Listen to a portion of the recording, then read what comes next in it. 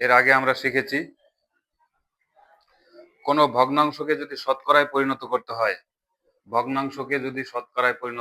হয়, তাহলে 100 দিয়ে গুণ করতে হয়। ভগ্নাংশকে শতকরায় যদি পরিণত করি, দেখা গেল 4-এর 5 একটা ভগ্নাংশ, একে যদি আমরা শতকরায় পরিণত করি তাহলে 100 দিয়ে গুণ দিতে হবে। 5 কুড়িতে 100, 4 কুড়িতে 80%।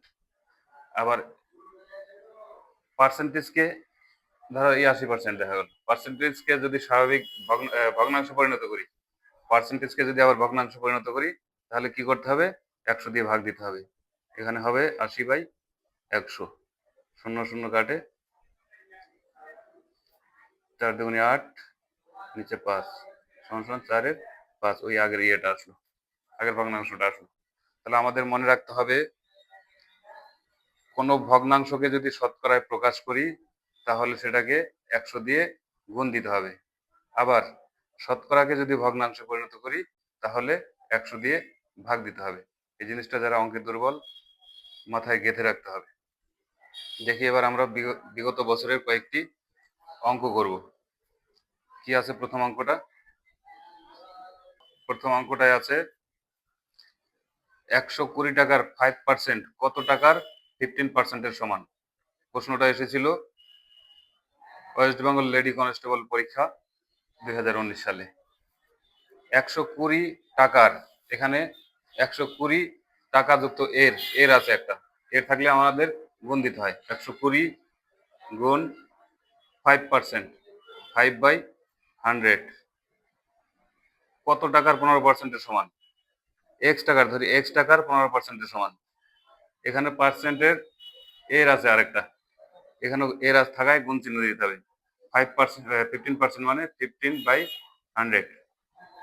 এবার যদি আমরা কাটাকাটি করি, যে মানটা পাবো সেটাই হবে উত্তর।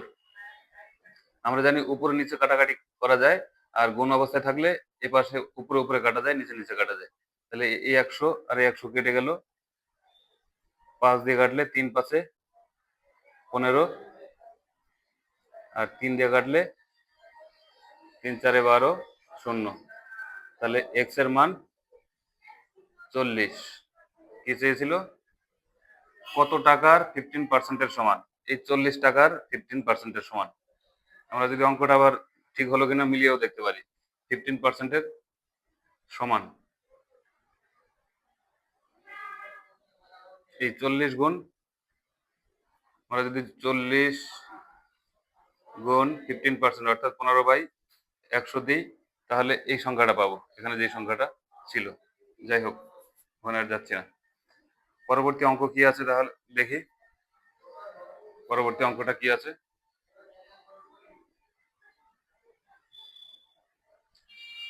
কোন ক্রেতা পরপর 10% এবং 20% ছাড় পেলে মোটের উপর কত শতাংশ ছাড় পাবেন? 10% এবং 20% ছাড় পেলে, ধরি 100 টাকা, প্রথমে ছাড় পেলো কত? 10%, মুখোমুখি হয়ে যাবে। 10% ছাড় পাওয়ার পরে থাকলো 90 টাকা। এই 90 টাকার উপরে আবার 20% ছাড়। 20% ছাড় কথার অর্থ 10 টাকায় 2 টাকা ছাড়। 10% ছাড়ের অর্থ 10 টাকায় 1 টাকা ছাড়। তাহলে 10 টাকায় 20% ছাড়ের ক্ষেত্রে 10 টাকায় যদি 20 টাকা ছাড় হয়, তাহলে 90 টাকার কত ছাড় হবে? 9 দুগুণে 18 টাকা ছাড় হবে। 18 টাকা ছাড় পাবে। প্রথম পেয়েছিল 10 টাকা ছাড়, আর পরে পেলো 18 টাকা ছাড়। তাহলে কত হলো? দুটো মিলে 28%। 28% ছাড় পেল, এটাই উত্তর। তারপরে কি আছে? আগের প্রশ্নটা এসেছিল কনস্টেবল প্রিলিমিনারি পরীক্ষা 2023 সাল। পরবর্তী প্রশ্নটায় কি আছে? কোন টাকা 12%, কোন টাকার 12% ইকুয়াল টু 63, ওই টাকার 40% সমান কত? এটা অঙ্ক করে করা যায়, আবার মুখোমুখি করা যায়। এইভাবে যদি করি,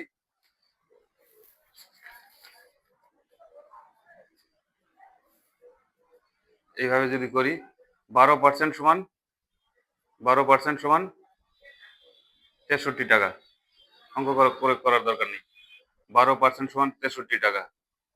তাহলে ওই টাকার 40% সমান কত? তাহলে 1% সমান কত?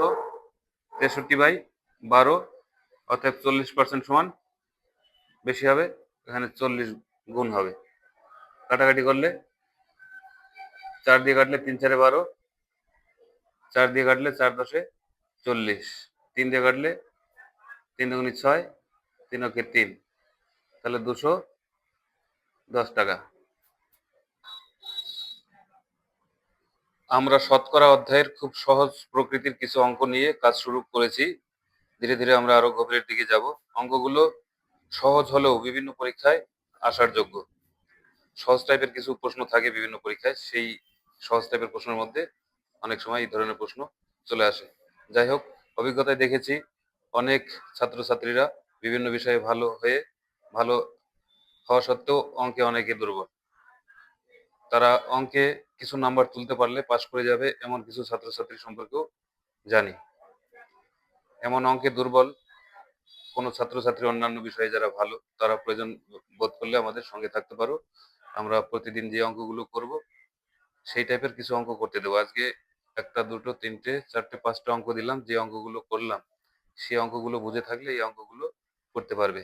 এখান থেকে একটা স্ক্রিনশট নিয়ে প্র্যাকটিস করতে পারো তোমরা। যাই হোক, ভালো লাগলে সঙ্গে থাকতে পারো। ধন্যবাদ সবাইকে।